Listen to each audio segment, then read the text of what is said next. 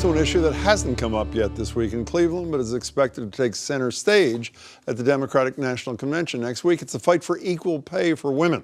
Locally, legislation is moving forward on Beacon Hill. As of right now, if you're a woman working full-time in Massachusetts, you're making 82 cents on the dollar compared to men. Every year, women here are earning more than $11,000 less than men on average. And the differences with people of color are even more striking, with Asian, African American, and Latina making 80, 61, and 50 cents respectively when compared to each dollar a white guy makes. Now, a bill aimed at addressing that inequity is on the cusp of passing in the state. It's been kicked around the legislature in various forms since the 90s. But last week, the House unanimously approved it, following the Senate's footsteps, which did the same thing back in January. Lawmakers on all sides are touting the passage of what they're calling the strongest pay equality law in the nation. But will it really make a difference? Joining me to discuss our state Senator Karen Spilker. She's a Democrat from Ashland, co-sponsor of the Senate's version of this bill, and the key budget person in the Senate. Nice to see you, Senator. Good to see you. And Elaine Varellis is a human resources executive with Keystone Partners. Elaine, nice to meet you too. Thanks. So here's my guiding principle that you're not going to like, but we're going to do it anyway. That anything that passes unanimously in a legislative body means it hasn't ruffled any feathers. And if it hasn't ruffled any feathers, it's got to be nothing more than a feel-good measure. Disabuse me. I can try to. I believe that if something passes unanimously, it shows the incredible amount of work that's been put into it to bring people together, to hear them out, to hear the all different sides, the pros, the cons, the comments, the criticisms, and trying to work through that to incorporate what everybody has to say. And that's been done on this bill. Tell us the 2 or 3 major things you think you accomplished here, Senator.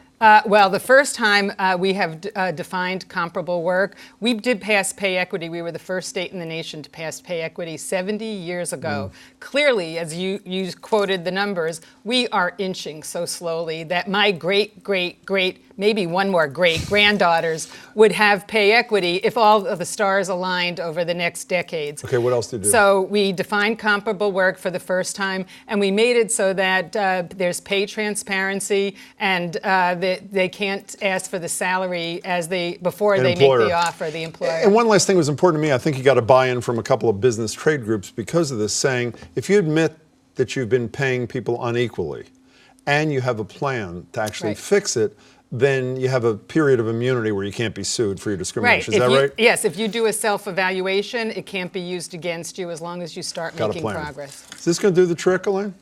Sadly, no. Why? It's the intention is absolutely needed, and legislating profitability, legislating how much information is shared either between employees or between candidates for jobs is not going to work. But be specific. What's a provision that did? I mean, one of the things I know is controversial. For example, I believe I'm correct here, Senator. You can't ask an interviewee when he or she applies for the job, I guess matters most, what's your salary history? Is that something that's going to bother? A lot of these business groups bought into this thing. Is that going to bother businesses? It's absolutely going to bother them because you're trying to position where this person is in terms of their earning capacity, not only their history, but the future.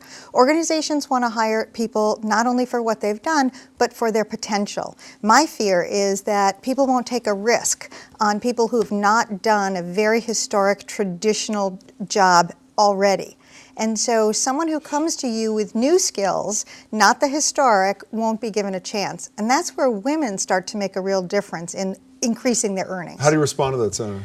I think that if women are doing comparable work and they enter a negotiation for a job, if they tell their salary history, it would self-perpetuate the lower salary because they've been making a lower salary. So and for some employers, it immediately knocks them even out of consideration. So I don't see why, if it's not until after the negotiation is over, the employer certainly has the right to verify what has been said, but let the woman in the door on equal footing as a man. And currently, that's not always the case. Could you have crafted something if she said to you, you, forget the years we've worked in the legislature, you draft the legislation that satisfies your criteria. Could you have done it? I Or do you don't think think it's it's just easy. unlegislatable? I don't think it's easy. I think So we just have to live with this? No, we absolutely don't. I think it is relatively unlegislatable. I made up that word, so I don't appreciate feel bad. that. Yes. I think a huge part of it comes back to what's an employee's value to the organization.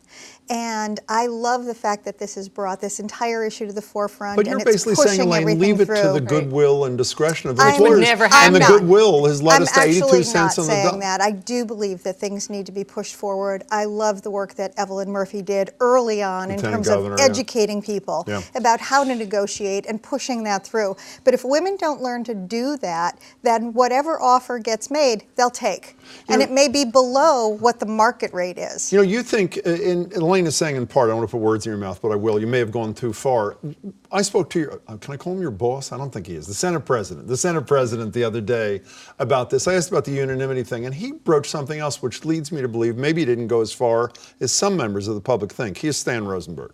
I think the reason for the unanimity is because it's incremental change. It isn't revolutionary change. It's Meaning the what? next step. If we had gone in another direction that said you absolutely have to pay equal no matter what under any circumstances, that would be revolutionary change. What this says is you need to provide information and then be prepared to negotiate and have conversation with your employee. So, Senator, it doesn't guarantee equal play. It's sort of equal pay. It's a process to create a more level playing field. Is that a fair description of what Yes, you're doing? exactly. And the employer has just as much a role as the employee. We're just changing that process. Fix this, will you? Fix this situation if you're not happy. All I know is that an employer is not going to go as far as making an offer and then start talking about compensation. There's a huge amount of time and energy and staffing that's based on that. Employees want to know what's the range for the position early on and whether they're interested You know, but or even not. if some of your arguments make sense to me, Elena, but I have to say, it was 1993 that Everett cafeteria workers, women, sued and won, but then the law was deemed too big. For a quarter of a century, we were waiting either for them to act or for employers to act more equitably. Finally, they're acting. Employers haven't done it. So isn't it better to quote Obama, isn't it better to have the good, don't let the good be the perfect be the enemy of the good? Try this and see what the impact is? I think that lower level jobs, equal work is absolutely measurable. The more senior you get, comparable is not equal.